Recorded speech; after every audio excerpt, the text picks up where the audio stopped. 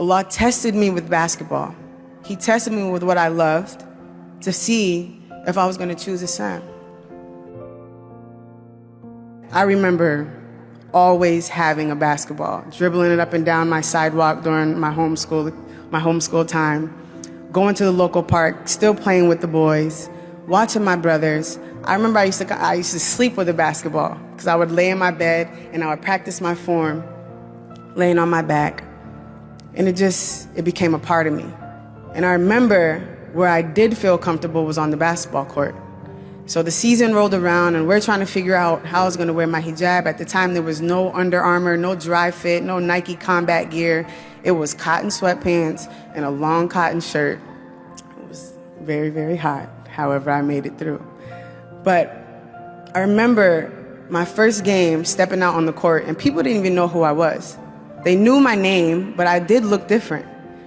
And the first couple of games, of course, I'm ready to play. I'm out on the court, ready to ball out, help my team win. But I remember walking in gyms and people staring at me, people kind of laughing and pointing and kind of nudging the person next to them like, who is that? Look what she has on. There were times when I was taking out the ball on the sideline, and I remember this game like it was yesterday. It was a rowdy game, and I was right in front of the fan section. And one of the kids yells out, "You look like Osama bin Laden's niece." And I'm like, bro, first of all, that's the worst joke in the world because who knows what his niece looks like, first of all. Second of all, it was terrible. But those are the things that people would say. And I used to use that as fuel to just play even harder, of course. But in retrospect, it was tough. But I remember feeling strong and feeling confident on the court, no matter how I looked. So I used basketball as my crutch, and it helped me get through so many hard times. When the season ended, I was like getting ready to try out for either the WNBA or FIBA. And for those who don't know what FIBA is, it's basically the basketball version of FIFA.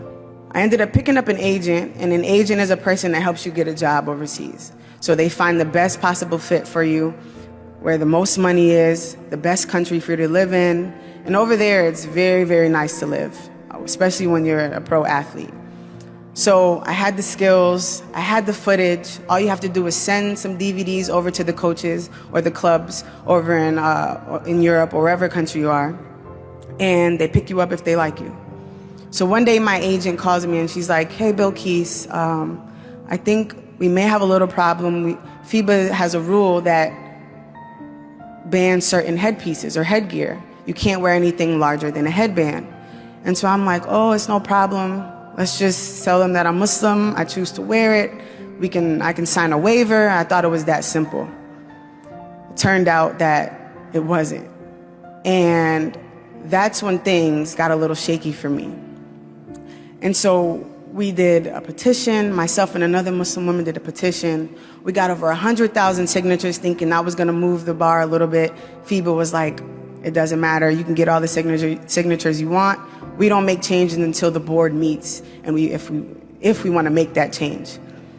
So after going back and forth through email with FIBA and a few representatives, communication just stopped. And at this point, FIBA just started to ignore everything. That's when it set in that I wasn't going to play basketball and that my career may have been over. And when you're an athlete and when you commit your entire life to something, whatever your profession is, your heart is in it.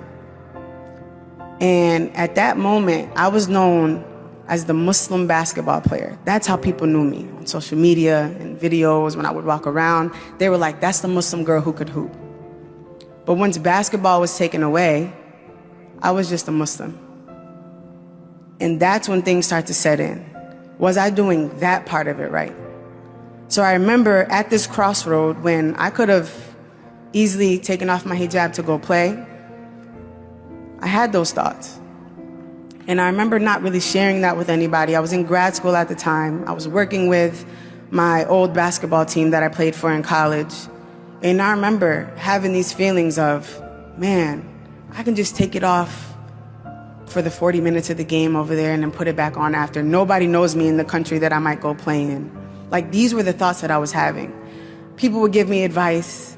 the same type of advice, like, yeah, just take it off, doesn't it? Does it matter that much? Of course, these were kind of non-Muslims saying this. Or, you know, it's okay, like, this is your dream, you made it. You're really gonna stop it because a piece of scarf, a piece of material? And subhanAllah, like, when people would say that to me, of course my immediate reaction would be, no, you know, it means more than that. The scarf is a symbol of who I am. And I would give them the textbook Islamic answer. But in my heart, I wasn't feeling it. At one point, I was ready to sign a contract and go overseas. But I knew that something in my heart didn't feel right. And all the advice that pretty much humans were giving me weren't fixing it.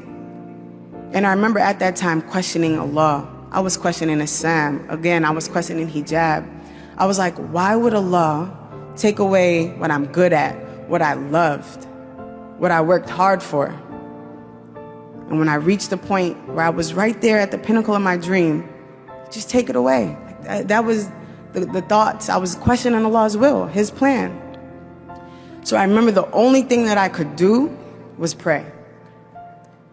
And regardless of how much I was questioning Islam, of course, the only way I knew how to pray was Islamically.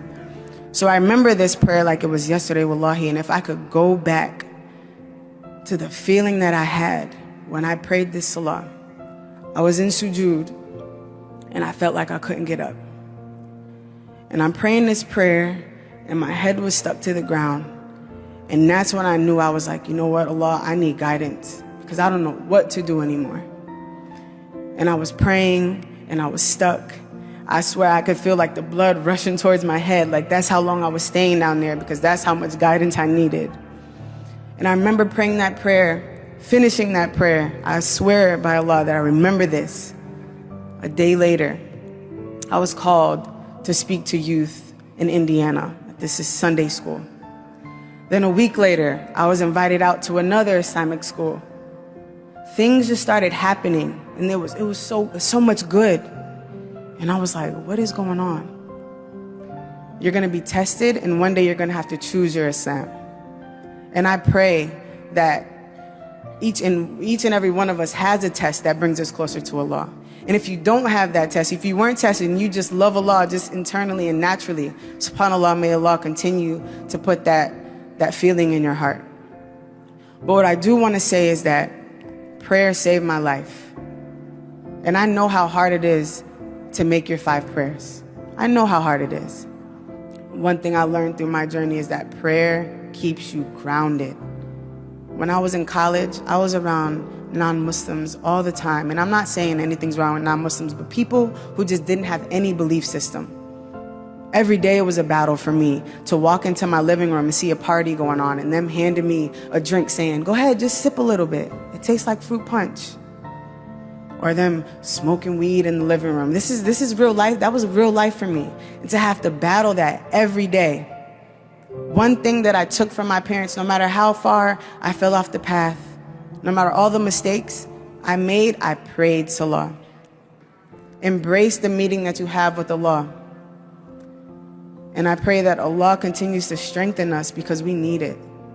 Don't fall short anymore. This world is ugly. And if we don't have the youth as strong individuals, as strong Muslims, as confident Muslims, then we're going to fall apart.